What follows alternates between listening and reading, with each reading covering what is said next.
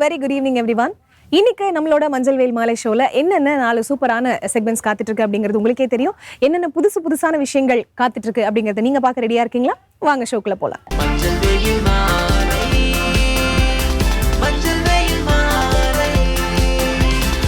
நம்ம ஷோட first segment யோகாசனம்.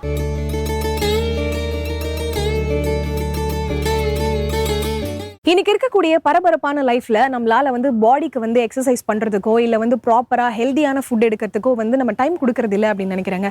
ரொம்பவே ஹெல்த் இஷ்யூஸ் நிறைய பேர் ஃபேஸ் பண்ணிட்டு இருக்காங்க. இதுல இருந்து எப்படி டாக்டருக்கு செலவு பண்ணாம நம்ம ஹெல்தியான முறையில நம்மள பாத்துக்கலாம் அப்படிங்கிறது யோகா அப்படிங்கிற ஒரு விஷயத்தினால சாத்தியமாகும். இன்னைக்கு இந்த யோகாசனத்தினால என்னென்ன பெனிஃபிட்ஸ் இருக்குன்னு சொல்லி தராங்கிறத பார்க்க ரெடியா இருக்கீங்களா? வாங்க போலாம். அனைவருக்கும் வணக்கம். இன்றைய யோகா பகுதியில் நம்ம பார்க்கக்கூடிய ஆசனம் பரிவிர்த்த உட்கட்டாசனம். பரிவிர்த்தனா ட்விஸ்டிங், நம்ம உடம்பு பகுதி முறுக்கிறது, அதாவது திரும்பி சைடு ஆங்கிளில் பண்ணுறது.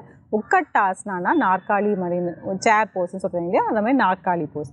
அதை பரிவிர்த்த உட்கட்டாசனா எப்படி பண்ணுறதுன்னு பார்க்கலாம் வாங்க. அதோட பயிற்சி ஆசனங்கள் பார்க்கலாம்.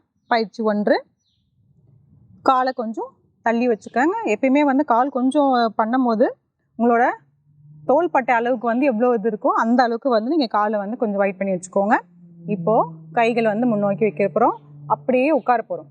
எப்படி சேரில் எப்படி உட்காருவீங்களோ அந்த மாதிரி உட்கார போகிறோம். அப்படியே எழுந்துக்கோங்க. இந்த மாதிரி ஒரு 10 முறை அந்த மாதிரி செய்யணும். ஒரு 4-5 தடவை செஞ்சிடலாம். உட்காந்துக்கோங்க. 3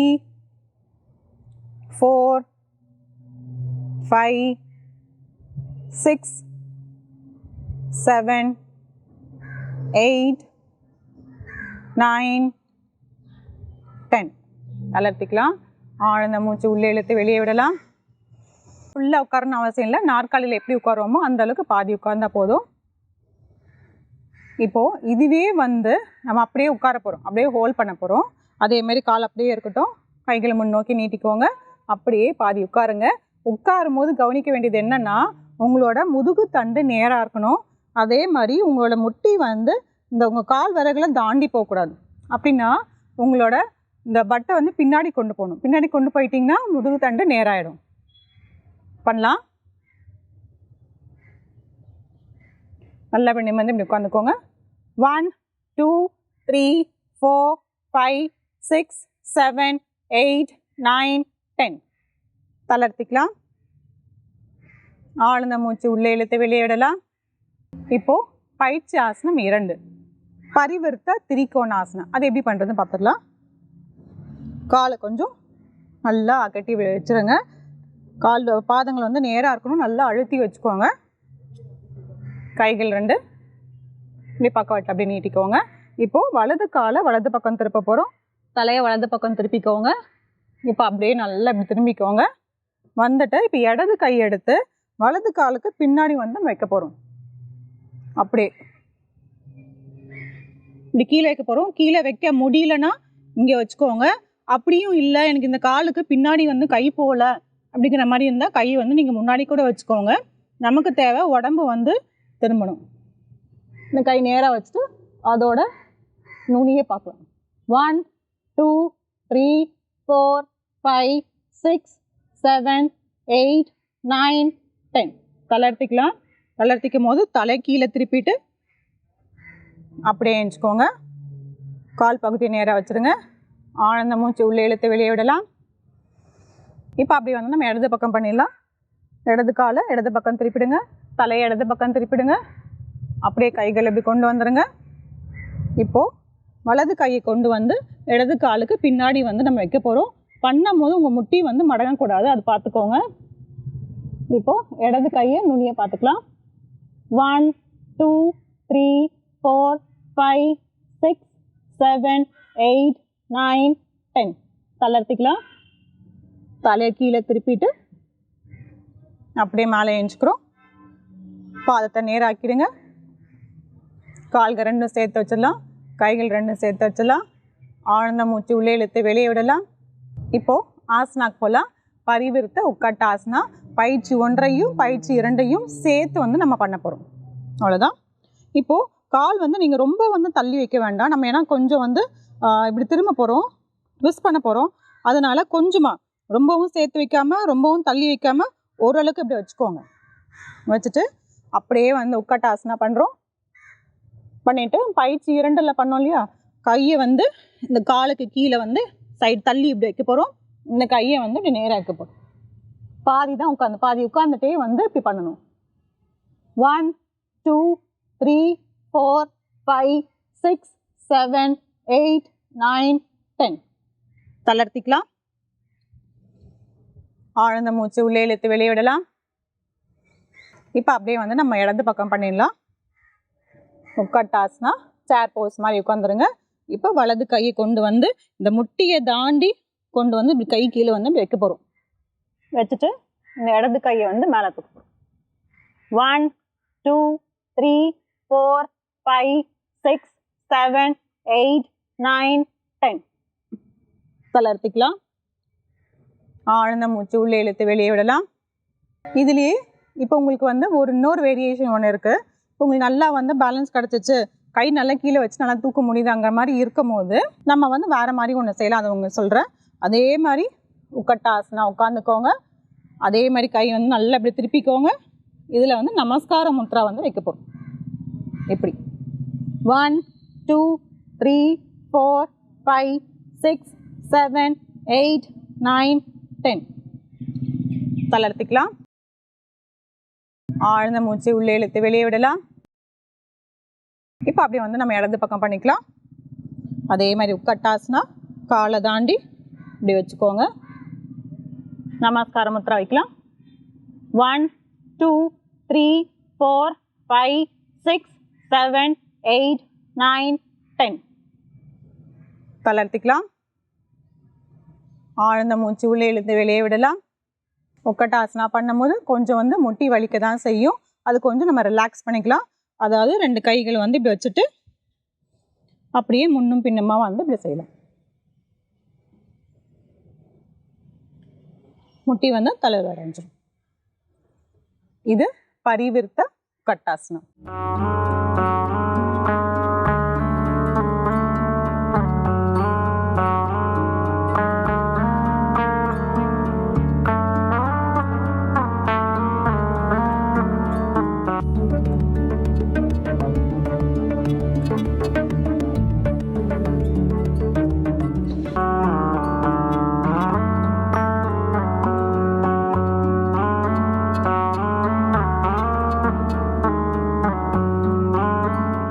பரிவிர்த்த உட்காட்டாசனாவோட பயிற்சி ஆசனங்கள்லாம் வந்து பார்த்தோம். உட்காட்டாசனம் வந்து பண்ணுறது அப்படியே உட்காந்து எழுந்துக்கிற மாதிரி பண்ணிட்டு இருக்கோம். சேர் போஸ்டில் எப்படி உட்காருவோமோ அந்த மாதிரி பண்ணிட்டு இருக்கோம். இந்த பண்ணும் போது கொஞ்சம் முட்டி வலிக்கிற மாதிரி தான் இருக்கும். கொஞ்சம் அதெல்லாம் வந்து அட்ஜஸ்ட் பண்ணிவிட்டு டாலரேட் பண்ணிவிட்டு பண்ணிங்கன்னா உங்களுக்கு பலன் வந்து நல்லாவே அடைஞ்சிடலாம். அதே மாதிரி வந்து ஹோல்ட் பண்ணியும் பண்ணோம். அப்படியே சேரில் எப்படி உட்காரோமோ அதே மாதிரி நம்ம எழுந்து உட்காராமல் நம்ம அப்படியே உட்கார்ந்த மாதிரியும் நம்ம பண்ணோம். இதை வந்து ஃபஸ்ட்டு பண்ண முடியாதவங்க வந்து நீங்கள் வால் சப்போர்ட்டில் எடுத்துக்கலாம். வாலில் வந்து அப்படியே சாஞ்சிட்டு நீங்கள் நாற்காலியில் எப்படி உட்காருவீங்களோ அதை மாதிரியே உட்காந்துட்டு நீங்கள் பழகிக்கலாம். அதுக்கப்புறம் நீங்கள் தனியாக வந்து மேட்டில் பண்ணுறதுனாலும் பண்ணிக்கலாம். ஏன்னா வந்து எடுத்தெடுப்புலேயே அப்படியே செய்யும்போது கஷ்டமாக இருந்துச்சுன்னா அது கஷ்டமாக இருக்கே அப்படின்னு சொல்லிட்டு விட்டுறாமல் நீங்கள் வந்து இந்த மாதிரி ஃபஸ்ட்டு வால் சப்போர்ட் எடுத்துக்கோங்க. அதுக்கப்புறம் தனியாக வந்து செய்யுங்க. அதுக்கப்புறம் செய்யும் போது உங்களுக்கு ஆசனா வந்து நல்லாவே வந்துடும். அதுக்கப்புறம் நம்ம இந்த அப்பர் பாடியை மட்டும் நல்லா ட்விஸ்ட் பண்ணுறதுக்குள்ள ஆசனங்கள் எல்லாம் வந்து பண்ணிச்சுங்க. பயிற்சி ஆசனங்கள் பண்ணலாம். அப்புறம் சூரிய நமஸ்காரமும் பண்ணலாம். இப்போ இந்த ஆசனாவுக்கு இதுக்கு முன்னாடி உள்ள பயிற்சி ஆசனம் தான் செய்யணும்னு இல்லை, செஞ்சால் நல்லது. கூடவே வந்து நம்ம வந்து சூரிய நமஸ்காரமும் சேர்த்து பண்ணிங்கன்னா உங்கள் உடம்பு முழுமையாக வந்து உங்களுக்கு நல்லா வந்து ஃப்ளெக்சிபிலிட்டி கிடச்சிடும். அப்புறம் ஆசனங்கள்லாம் வந்து நீங்கள் ஈஸியாகவே வந்து பண்ணிடலாம். அதுக்கப்புறம் இது பாதி போஸில் உட்கார்ற மாதிரி பண்ணிவிட்டு அதுக்கப்புறம் கையை வந்து நீங்கள் எல்லாம் 2 காலையும் தாண்டி கீழே வச்சுட்டு கையை வந்து இன்னொரு கையை வந்து மேலே தூக்குவோம். அது கொஞ்சம் கஷ்டமாக இருக்கும். கொஞ்சம் முயற்சி செஞ்சு பாருங்கள். செஞ்சுட்டே வந்தீங்கன்னா உங்களுக்கு கரெக்டாகிடும். அதே மாதிரி நமஸ்கார முத்ராவும் வைக்கலாம்.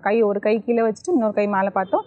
அதில் வேரியேஷன் வந்து கைகள் வந்து நமஸ்கார முத்ராவில் வந்து வைப்போம். அது கொஞ்சம் நல்லா பேலன்ஸ் தேவை. அதனால் முன்னாடி இருக்கிற வேரியேஷன் நல்லா பண்ணிவிட்டு நல்லா செய்ய முடியும். உங்களுக்கு கான்ஃபிடென்ட் வந்துடுச்சுன்னா அடுத்த வேரியேஷன் வந்து நீங்கள் தாராளமாக செஞ்சுக்கலாம். இது செய்ய வந்து உங்களுக்கு என்ன ஆகும், முட்டியில் இருக்கிறத வந்து நல்லா வந்து அந்த மசில்ஸு அதில் உள்ளே இருக்கிற ஃப்ளூயிட்ஸ் எல்லாமே வந்து உங்களுக்கு நல்லா ஸ்ட்ரென்தன் ஆகும். முட்டி வந்து பண்ணும் போது வலிக்கும், ஆனால் பண்ணதுக்கு அப்புறமேட்டு உங்களுக்கு நல்லாவே அந்த முட்டிக்கு வந்து ரொம்பவே நல்லா தான் இருக்கும். இந்த ஆசனா முயற்சி செஞ்சு பாருங்கள். மீண்டும் அடுத்த பகுதியில் சந்திக்கலாம். நன்றி, வணக்கம்.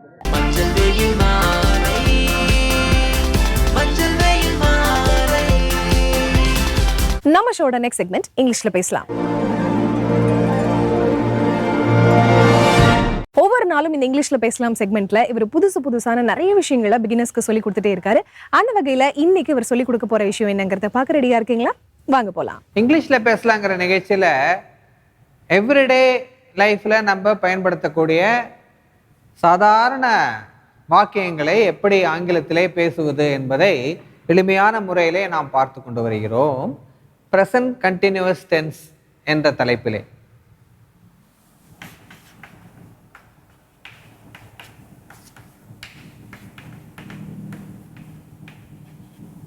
present continuous tense at the moment. இப்பொழுது நடக்கக்கூடிய நிகழ்ச்சிகள், நீங்கள் பேசிக் கொண்டிருக்கும் போது நடக்கக்கூடிய செயல்கள், பேசக்கூடிய சமயத்திலே வேறு ஒருவர் செய்து கொண்டிருக்கக்கூடிய நிகழ்ச்சிகளை செயல்களை சொல்லுவதற்காக பயன்படுத்தக்கூடிய ஒரு டென்ஸ் எது அப்படின்னு பார்த்தீங்கன்னா இந்த present continuous tense.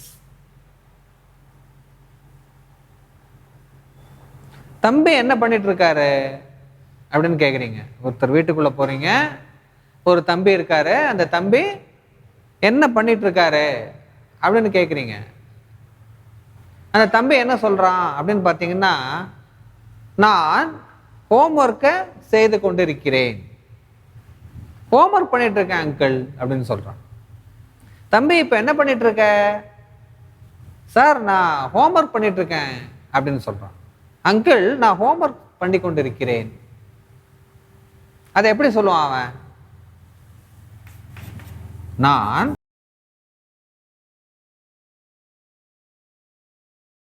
வீட்டு பாடம் எழுதி கொண்டு இருக்கிறேன். அங்கிள் நான் என்னுடைய வீட்டு பாடம் எழுதி கொண்டிருக்கிறேன். எப்படி இங்கிலீஷ்ல சொல்லுவான் அவன்? Hey, what are you doing at the moment? What are you doing boy? கேக்குறாங்க. அந்த தம்பி என்ன சொல்றான்? நான் வீட்டு பாடம் எழுதி கொண்டிருக்கிறேன். I am doing my homework at the moment. சேர்த்துக்கலாம். At the moment. நான் இப்பொழுது வீட்டு பாடம் செய்து கொண்டிருக்கிறேன், எழுதி கொண்டிருக்கிறேன். ஏற்கனவே நம்ம பார்த்துருக்கோம். Right now. ரைட் நவ் அப்படிங்கிறது கூட நீங்க பார்த்தீங்கன்னா இந்த சமயத்திலே நீங்கள் செய்யக்கூடிய வேலை. பாஸ் என்ன பண்ணிட்டு இருக்காரு இப்போ அப்படின்னு கேட்குறான். பாஸ் இப்போ என்ன பண்ணிட்டு இருக்காரு? பாஸ் இப்போ ஒரு கால் பண்ணிட்டு இருக்காரு, முக்கியமான கால் ஒன்று பண்ணிட்டு இருக்காரு. முக்கியமான ஒரு கால் பண்ணி கொண்டிருக்கிறார், பேசிக்கொண்டிருக்கிறார். பேசிக்கொண்டு இருத்தல், அதுதான் பார்த்தீங்கன்னா present continuous tense. The boss is making a call right now. தம்பி பாஸ் என்ன பண்ணிட்டு இருக்காரு? The boss is making a call right now. Boss ரொம்ப பிஸியா இருக்காரு, இப்பதான் ஒரு கால் பண்ணிட்டு இருக்காரு, முக்கியமான கால் ஒண்ணு பாஸ் பண்ணிட்டு இருக்காரு. The boss is making a call. யாரோ ஒருத்தருக்கு முக்கியமா ஃபோன் பண்ணிட்டு இருக்காரு. மேக்கிங் அப்படின்னா என்ன? செய்தல். காலை செய்ய முடியாது. காலை போய் செய்ய முடியுமா?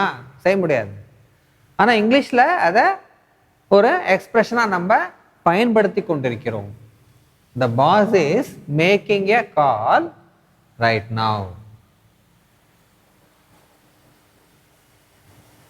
கரெக்டா அந்த பாஸ் ரூமுக்குள்ள நீங்க போறீங்க, பாஸ் ரொம்ப பிஸியா இருக்கிற மாதிரி தெரியுது. அந்த பையனை பார்த்து கேட்குறீங்க, வாட் இஸ் இட் டூயிங் கேட்குறீங்க. அவங்க சொல்கிறாங்க the boss is making a call right now. Making is making அப்படிங்கிறது தான் இந்த இடத்துல கண்டினியூவஸ் டென்ஸ், இப்பொழுது நடந்து கொண்டிருக்கக்கூடிய நிகழ்ச்சி. The boss is making a call right now. Okay, இதே மாதிரி பார்த்தீங்கன்னா another expression which you are using for indicating present continuous tense எது அப்படின்னு பார்த்தீங்கன்னா at present.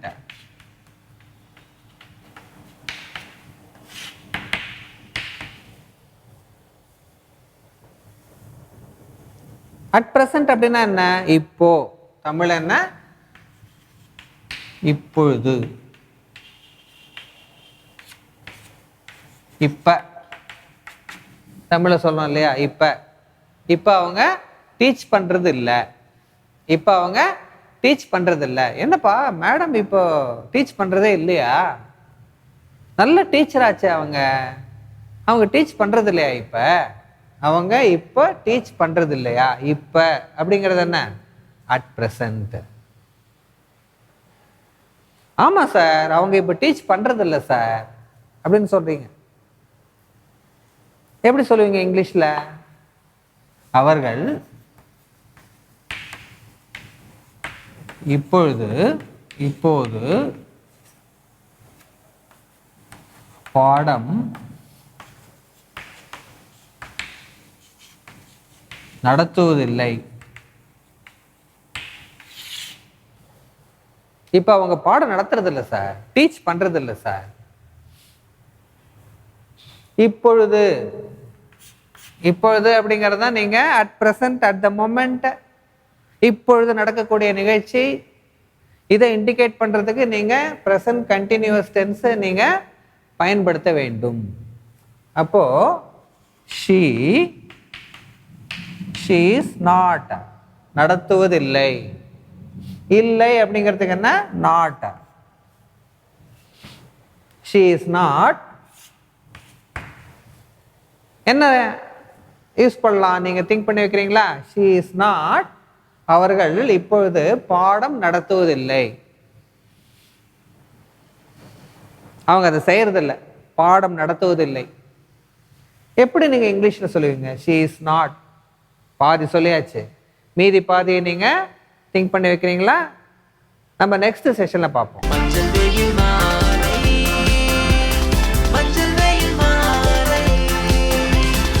நம்ம ஷோட நெக்ஸ்ட் செக்மெண்ட் தெரிந்து கொள்வோம்.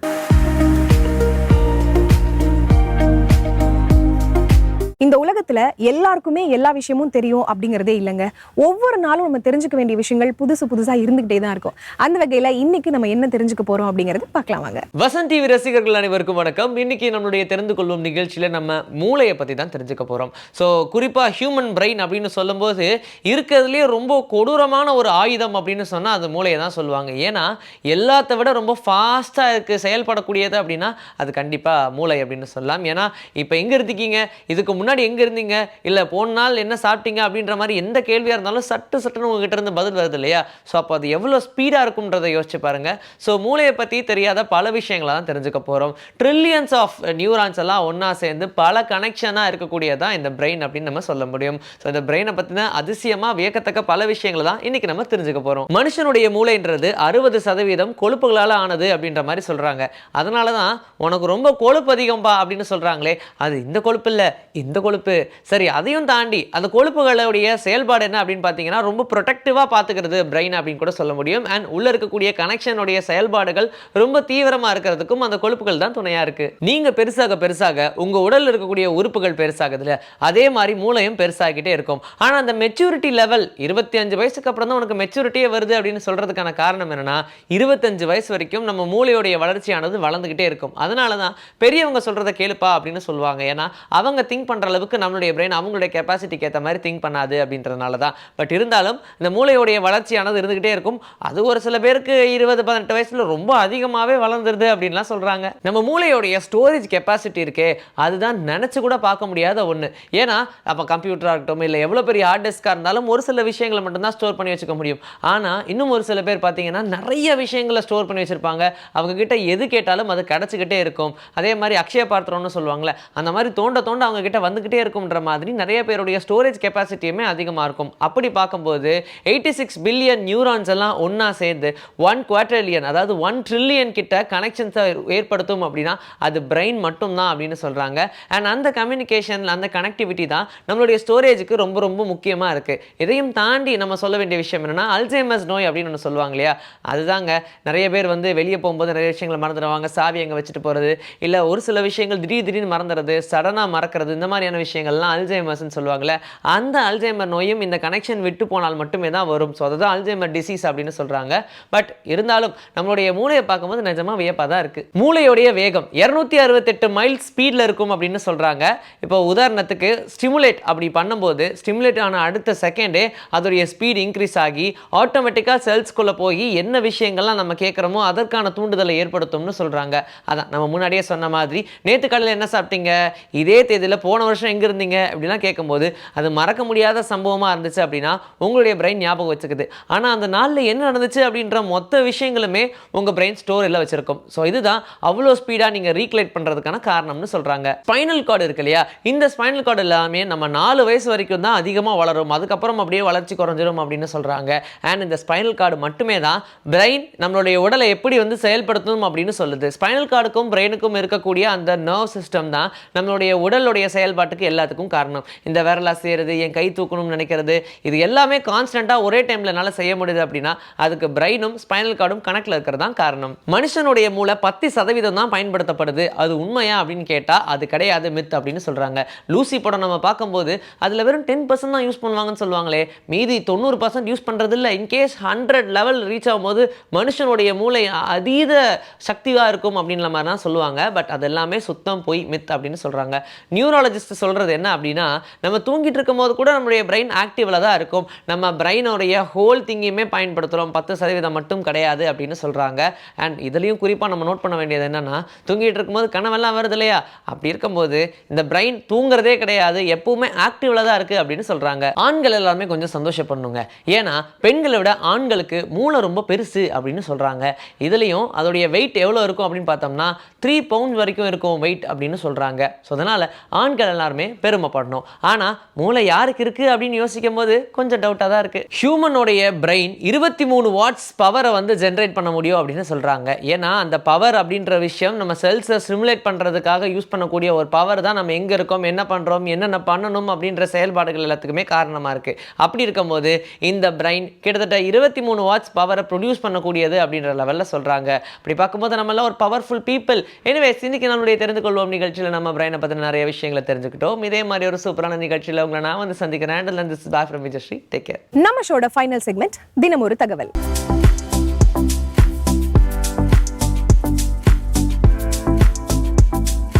நம்ம எல்லாருக்கும் தெரிஞ்சது என்னன்னா, வருஷத்துல என்னன்னைக்கெல்லாம் கவர்மெண்ட் ஹாலிடேஸ் வரும், அன்னைக்கு நாள் மட்டும் தான் நம்ம தெரிஞ்சு வச்சுப்போம். எப்படா ஸ்கூல் லீவ் விடுவாங்க, எப்படா காலேஜ் லீவ் விடுவாங்கன்னு அந்த மாதிரியான விஷயங்கள் தான் நம்ம தெரிஞ்சு வச்சிருப்போம். அதை தாண்டி ஒவ்வொரு நாளுக்கு பின்னாடியும் ஒரு ஸ்பெஷாலிட்டி ஒளிஞ்சிருக்கும்.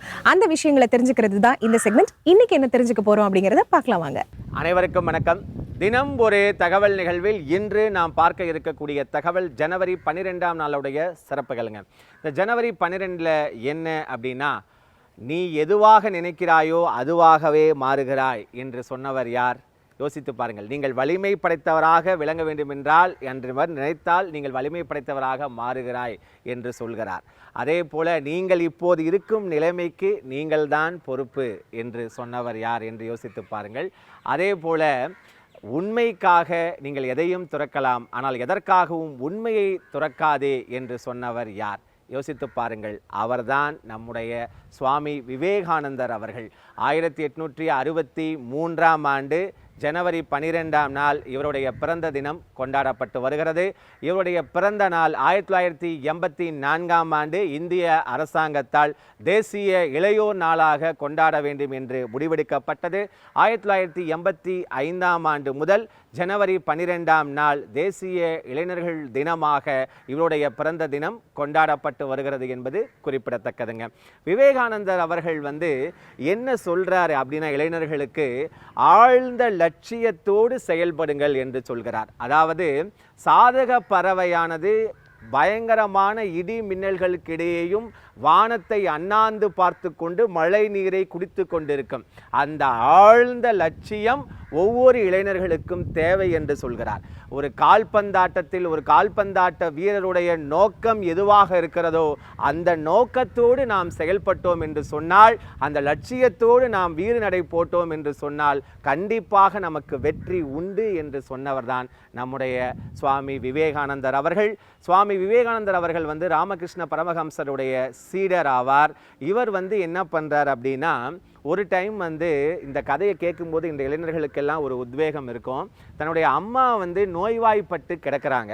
அப்போ நோய்வாய்ப்பட்டு கிடக்கும்போது இவருக்கு அப்போ ரொம்ப கோபம் வருது.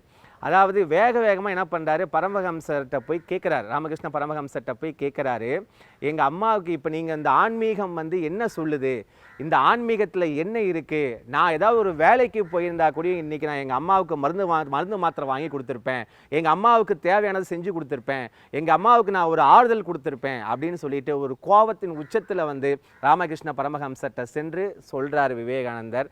அப்போ ராமகிருஷ்ண பரமஹம்சர் சொல்கிறாரு, அவருடைய அந்த சன்னதியில் காளியுடைய அந்த சன்னதி வச்சிருப்பாரு. அப்போ ராமகிருஷ்ண பரமஹம்சர் சொல்கிறாரு, நீ ஏன் உங்கள் அம்மாவுக்கு இது வேணும் அப்படின்னு சொல்லிட்டு நீ போய் நம்ம காளி சன்னதிட்டு நம்ம அம்மாவிட்ட போய் கேளு அப்படின்னு சொல்கிறாரு. அப்போ என்ன பண்ணுறார் விவேகானந்தர் அவர்கள், உள்ளே நுழைந்து 1 மணி நேரத்துக்கு பிறகு வெளியே வரார். அப்போ ராமகிருஷ்ண பரமஹம்சர் கேட்குறாரு, நீ கேட்டிங்களா, வேண்டிக்கிட்டியா, உனக்கு கேட்டது கிடைச்சதா அப்படின்னு கேட்கும்போது இல்லை என்று சொல்கிறார். சரி, அப்போ மீண்டும் போய் நீ உனக்கு அம்மாவுக்கு தேவைன்னு சொல்லி உள்ளே போய் கேளேன் அப்படின்னு சொல்கிறாரு. திருப்பியும் அவர் உள்ளே போய் உட்காந்து தியானம் பண்ணிட்டு வெளியே வரும்போது 4 மணி நேரம் கழித்து வெளியே வராரு. அப்பையும் ராமகிருஷ்ண பரமஹம்சர் கேட்குறாரு, உங்கள் அம்மாவுக்கு மருந்து மாத்திரை வாங்குறதுக்கு தேவையான எல்லா செலவுகளுக்கும் வேணும்னு சொல்லி கேட்டியா அப்படின்னு சொல்லி கேட்குறாரு. இல்லை என்று சொல்கிறார். அதன் பிறகு அப்போ திருப்பியும் போய் கேளேன் அப்படின்னு சொல்லிட்டு திருப்பியும் அவர் உள்ளே போய் உட்காந்து அதே மாதிரி தியானத்தில் ஈடுபடும் போது 8 மணி நேரம் கழித்து வெளியே வராருங்க. வெளியே வந்ததுக்கு அப்புறம் ராமகிருஷ்ண பரமஹம்சர் கேட்குறாரு, இப்பயாவது கேட்டியா அப்படின்னு கேட்குறாரு. இல்லை இல்லை, இனிமேல் நான் கேட்க மாட்டேன் என்று சொல்கிறார். அவர் செல்லும்போது பிரார்த்தனை என்பது மனப்பூர்வமாக இருக்க வேண்டும். ஒரு தேவைகளுக்காக நாம் பிரார்த்தனை செய்வதில் எந்தவித அர்த்தமும் இல்லை என்பதைத்தான் ராமகிருஷ்ண பரமஹம்சர் விவேகானந்தருக்கு எடுத்து கூறுகிறாருங்க. அதன் பிறகு இதே மாதிரி என்ன பண்றாரு, தன்னுடைய 19 வயசுல அவருக்கு ஒரு சந்தேகம் வருது, கடவுள் இருக்கிறாரா இல்லையா விவேகானந்தருக்கு ஏற்படுது. அப்போ விவேகானந்தர் என்ன பண்றார், ராமகிருஷ்ண பரமஹம்சர்கிட்ட போய் கேட்கிறார், கடவுள் இருக்கா இல்லையா, கடவுள் இருக்கு அப்படின்னா எனக்கு ஆதாரத்தை காட்டுங்க அப்படின்னு சொல்றார். அப்போ உடனே ராமகிருஷ்ண பரமஹம்சர் கடவுள் இருக்கு, அதுக்கு நான் தான் ஆதாரம் அப்படின்னு சொல்றாரு. அப்போ அவருக்கு என்னடா இது ஒரு அபத்தமாக இருக்கே, ஒரு சரியான பதிலாக இல்லையே அப்படின்னு சொல்லிட்டு திருப்பியும் 3 நாட்கள் கழித்து ராமகிருஷ்ண பரமஹம்சர்கிட்ட கேட்குறாரு, கடவுள் இருந்தால் எனக்கு ஆதாரத்தை காட்டுங்க, கடவுளை காட்டுங்க அப்படின்றாரு. அதுக்கு ராமகிருஷ்ண பரமஹம்சர், அதை பார்க்கக்கூடிய சக்தி உனக்கு இருக்கா அப்படின்னு சொல்லி ராமகிருஷ்ண பரமஹம்சர் கேட்குறாரு. உடனே அவர் விவேகானந்தர் ஏன்னா சிறு வயது இல்லையா, உடனே ஆம் எனக்கு இருக்கு அப்படின்னு சொல்லி அவர் சொல்றாரு. அப்ப அதுக்கு ராமகிருஷ்ண பரமஹம்சருக்கு ஒரு வருத்தம் தான், இப்படி ஒரு பதில விவேகானந்தர் சொல்லிட்டாரே அப்படின்னு சொல்லிட்டு ஒரு வருத்தம் இருந்தது. தன்னுடைய காலை எடுத்து விவேகானந்தருடைய நெஞ்சில வைக்கும் போது அதை அவர் அப்படியே கீழே விழுந்து ஒரு சமாதி நிலைக்கு கிட்டத்தட்ட ஒரு 10 மணி நேரம் 12 மணி நேரத்துக்கு பிறகுதான் ராமகிருஷ்ண பரமஹம்சர் எழுந்து நின்று அதன் பிறகுதான் உணர்கிறார் இது போன்ற நிலை என்னவென்று. கடவுள் இருக்கக்கூடிய அந்த ஆதாரத்திற்கான அந்த நிலையை விவேகானந்தர் உணர்ந்ததாக சொல்லப்படுகிறதுங்க. இப்படி இளைஞர்களுக்கு ஒரு உத்வேகம் கொடுத்து, இளைஞர்கள் எல்லாம் எனக்கு 100 இளைஞர்களை கொடுங்கள், இந்த இந்தியாவை மிகப்பெரிய ஒரு நாடாக மாற்றி காண்பிக்கிறேன் என்று சொன்னவர், அமெரிக்காவிற்கு சென்று சகோதர சகோதரிகளே என்ற அந்த உரையாற்றிய அந்த மாபெரும் உரை இன்றளவும் அனைவரிடமும் பேசப்படக்கூடிய ஒன்றாக கருதப்படக்கூடிய அந்த விவேகானந்தர் அவர்களுடைய சிந்தனைகள், அந்த வாழ்வியல் கருத்துக்கள், இவை அனைத்தையுமே நாம் கடைபிடித்தோம் என்று சொன்னால் வாழ்நாளில் நாம் அனைவரும் வெற்றி பெறுவோம். அதில் இன்றைய இளைஞர்கள் கவனிக்க வேண்டிய ஒரு விஷயம், லட்சியத்தோடு நோக்கத்தோடு செயல்படுங்கள் என்பதுதான். இப்படிப்பட்ட சுவாமி விவேகானந்தர் அவர்களுடைய பிறந்த தினம் ஜனவரி 12ஆம் நாள். மற்றொரு தகவலோடு உங்களை நான் சந்திக்கின்றேன். நன்றி, வணக்கம். ஃபைனலி நம்ம ஷோவோட எண்டுக்கு வந்தாச்சு. இன்னைக்கு இந்த ஷோல நீங்க பார்த்த எல்லா செக்மெண்ட்ஸுமே உங்களுக்கு ரொம்ப பிடிச்சிருக்கும் அப்படின்னு நினைக்கிறேன். ரொம்பவே யூஸ்ஃபுல்லா இன்ஃபர்மேட்டிவா இருந்திருக்கும்னு நினைக்கிறேன். இதே மாதிரி ஒரு சூப்பரான எபிசோட்ல மீண்டும் சந்திப்போம். Until then, it's bye from Farida and Manjil Velmali team.